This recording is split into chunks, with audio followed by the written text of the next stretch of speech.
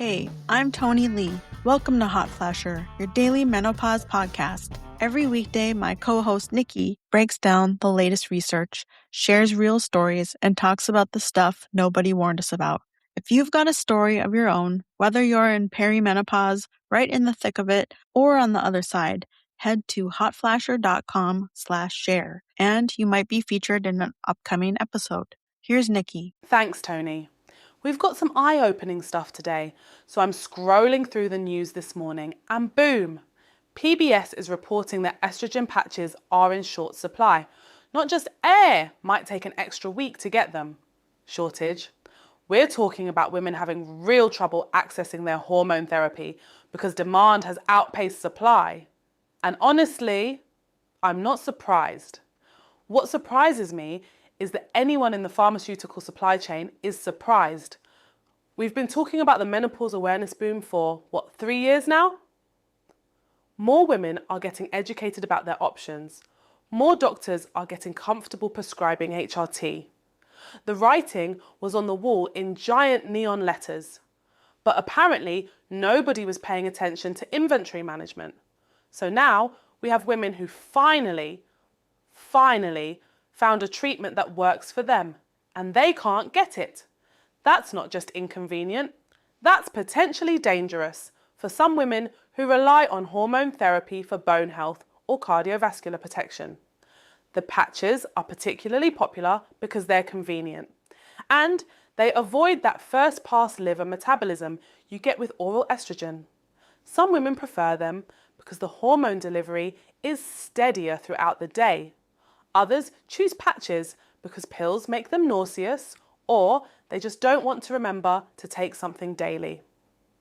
What really gets me is that this shortage affects women who might have spent months working with their doctors to find the right dose, the right delivery method, the right balance, and now they're back to square one, trying to find alternatives that might not work as well for them. Research suggests that consistency in hormone therapy is important for both effectiveness and side effects. When you suddenly have to switch formulations or delivery methods, your body has to readjust. Some women find that what works perfectly as a patch doesn't work the same way as a gel or a pill. The PBS article doesn't give us a timeline for when supply might normalise, which probably means nobody really knows. That's the frustrating part about pharmaceutical shortages. They're often more complex to fix than people realise. Speaking of frustrating, let's talk about careers. Yahoo published this piece about the life change quietly derailing careers, and spoiler alert, they're talking about menopause. Though honestly, I wouldn't call it quiet anymore. The conversation is getting pretty loud. The article digs into something we've touched on before. But it's worth revisiting because the data keeps getting more compelling. Women are leaving jobs, turning down promotions, or scaling back their ambitions during menopause. Not because they're less capable, but because they're not getting the support they need when symptoms hit hard. Brain fog during important meetings, hot flashes that make you want to hide in your office, sleep disruption that leaves you running on fumes, mood changes that make you question whether you're handling stress the way you used to. These aren't character flaws or signs of weakness. They're biological responses to hormone changes. What struck me about this Yahoo piece is how it frames this as an economic issue, not just a personal health issue. When experienced women step back from leadership roles or leave the workforce entirely, companies lose institutional knowledge and expertise. That's expensive. Some women find that flexible work arrangements make a huge difference during this transition. Working from home when symptoms are particularly challenging. Having the ability to adjust your schedule around sleep disruptions. Not having to worry about whether anyone noticed you had 3 hot flashes during the quarterly review meeting. But flexibility isn't enough if managers and HR departments don't understand what's happening. I've heard from women who felt like they had to choose between being open about menopause symptoms and being taken seriously professionally. That's a problem that goes way beyond individual companies. Research suggests that menopause education in the workplace could actually help retention and productivity. When people understand that symptoms are temporary and manageable, it changes the conversation. It becomes about accommodation and support, not about whether someone is still competent. The career impact piece connects to something else that caught my attention this week. There's new research calling for better evidence about iatrogenic menopause and long-term health outcomes. Iatrogenic menopause. That's when menopause is caused by medical treatment, like surgery or chemotherapy, rather than happening naturally. This research, published in PubMed, basically says we don't know enough about what happens to women who go through surgical or treatment-induced menopause. And that's a problem because these women often experience menopause much earlier and more abruptly than women who transition naturally. Think about it.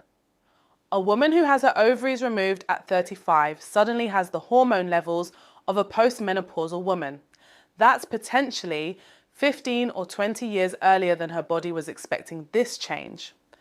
The immediate symptoms can be intense, but what about the long-term effects on bone health, cardiovascular health, cognitive function? The researchers are pointing out that most of our menopause research focuses on natural menopause that happens around age 51. But women who go through iatrogenic menopause might have very different risk profiles and very different needs. Some women find that surgical menopause symptoms are more severe than what they expected based on information about natural menopause. That makes sense when you think about it. Natural menopause usually happens gradually over several years. Surgical menopause happens overnight. This research gap matters for treatment decisions too. When a woman needs surgery that will cause menopause, what information are we giving her about long-term outcomes? Are we making treatment recommendations based on data from women who went through natural menopause? That might not be the best approach. What's particularly interesting is that this research call comes at a time when we're seeing more awareness about menopause in general, but apparently we're still missing crucial pieces of the puzzle for specific populations of women. And that brings me back to the patch shortage we started with. When you have research gaps, supply chain problems, and workplace challenges all happening at the same time, it really highlights how much work we still have to do to support women through this transition. The good news is that these conversations are happening.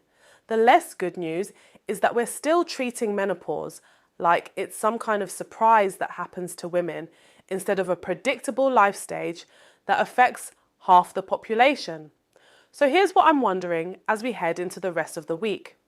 If you're dealing with treatment access issues because of shortages, how are you navigating that with your healthcare provider? And if you're in the workforce, are you seeing any changes in how menopause gets talked about or not talked about in your workplace? Thanks for listening to Hot Flasher. We're back tomorrow with more, so don't forget to subscribe. See you tomorrow.